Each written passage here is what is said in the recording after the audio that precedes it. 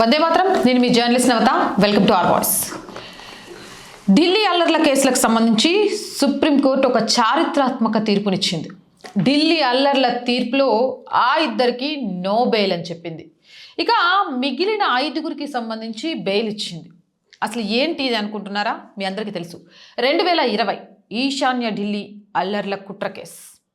ఈ కేసుకు సంబంధించి సుప్రీంకోర్టు నిన్న ఒక తీర్పునిచ్చింది. దాదాపు 5 ఏళ్లుగా జైల్లో ఉన్న నిందితుల బెయిల్ పిటిషన్లపై విచారణ జరిపింది అత్యున్నత న్యాయస్థానం. ఉమర్ ఖలీద్, షర్జిల్ ఇమాంల విషయంలో కఠినంగా వ్యవహరించింది. కానీ అదే కేసులో ఉన్న మరో 5గురికి బెయిల్ మంజూరు చేసింది. అసలు కోర్టు ఈ వ్యత్యాసాన్ని ఎలా చూపింది? న్యాయమూర్తులు ఏం చెప్పారు? ఎందుకు వాళ్ళిద్దరికి వదిలేసి మిగిలిన వాళ్లకు బెయిల్ వచ్చింది? దీనికి సంబంధించిన పూర్తి విశ్లేషణను ఈ వీడియో ద్వారా నేను మీకు అందిస్తాను. కోర్టు దృష్టిలో నేర క్రమానుగత శ్రేణి. Justice Aravind Kumar, justice N V అన్సారియాలతో కూడిన ధర్మాసనం ఈ కేసును కేవలం ఒక అల్లర్ల కేసుగా కాకుండా దేశ భద్రతకు సంబంధించిన కుట్రగా పరిగణించింది. ఉమర్ ఖలీద్, షర్జిల్ ఇమాం మాస్టర్ మైండ్స్గా గుర్తించింది.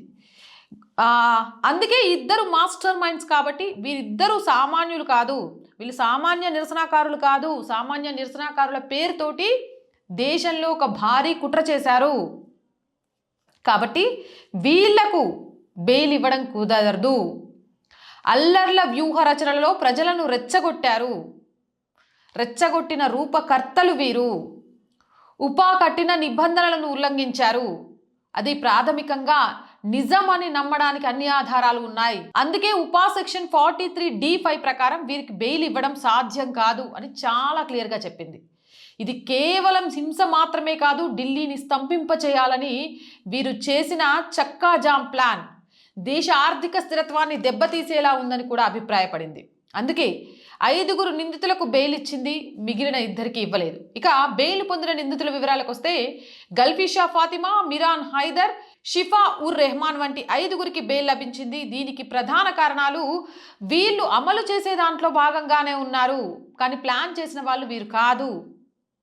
కేవలం క్షేత్రస్థాయిలో ఆదేశాలను పాటించిన వారని కోర్టు గుర్తించింది. నిందితులందరినీ ఒకేలా వెలకట్లేమని, వారి నేర తీవ్రతను బట్టి వేర్వేరుగా చూడాలని కూడా కోర్టు డిఫరెంట్ ఫుట్టింగ్ సిద్ధాంతాన్ని తెర మీదకి తీసుకొచ్చింది. సుదీర్ఘంగా జైలు శిక్ష, విచారణ పూర్తి కాకుండానే 5 ఏళ్లు జైలు శిక్ష గడపడం ప్రాథమిక హక్కుల ఉల్లంఘన అవుతుందని భావించి వీరికి బెయిల్ ఇచ్చింది.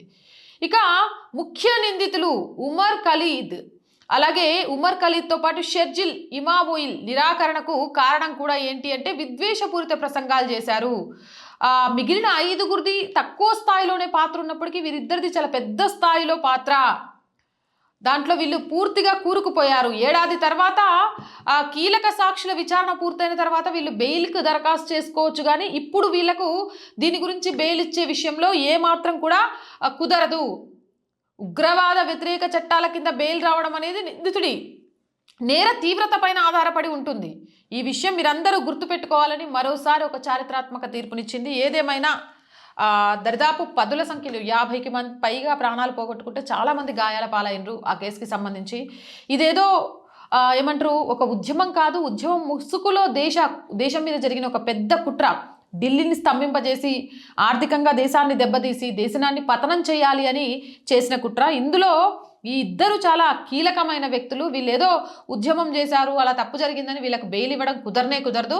అలా జరిగితే వీళ్ళు బయటికి వెళ్ళి మిగిలిన సాక్షుల్ని తారుమారు చేయొచ్చు, ఇంకేదైనా చేయొచ్చు బెయిల్ మీద ఉండి. కాబట్టి వీళ్ళకు బెయిల్ ఇచ్చే ప్రసక్తే లేదు. ఈ కేసుకి సంబంధించి మిగిలిన వాళ్ళ విషయంలో కూడా మొత్తం ఎంక్వైరీ పూర్తయిన తర్వాత, వారి దగ్గర నుంచి సమాచార సేకరణ తర్వాత, సంవత్సరం తర్వాత మళ్ళీ బెయిల్కి అప్లై చేసుకోండి, అప్పుడు ఆలోచిస్తాం. కానీ ఇప్పుడు బెయిల్ గురించి ఆలోచించే అర్హత కూడా మీకు లేదని చాలా క్లియర్ కట్గా చెప్పింది. మరి ఈ తీర్పుపై మీ అభిప్రాయం ఏంటి? కామెంట్ సెక్షన్లో పెట్టేయండి. మోర్ వీడియోస్ కోసం ఆర్ వాయిస్ పొలిటికల్ 2 ఛానల్స్ని వెంటనే సబ్స్క్రైబ్ చేయండి. కంటెంట్ బాగుంటే లైక్ చేయండి, షేర్ చేయండి. జై హింద్, జై భారత్.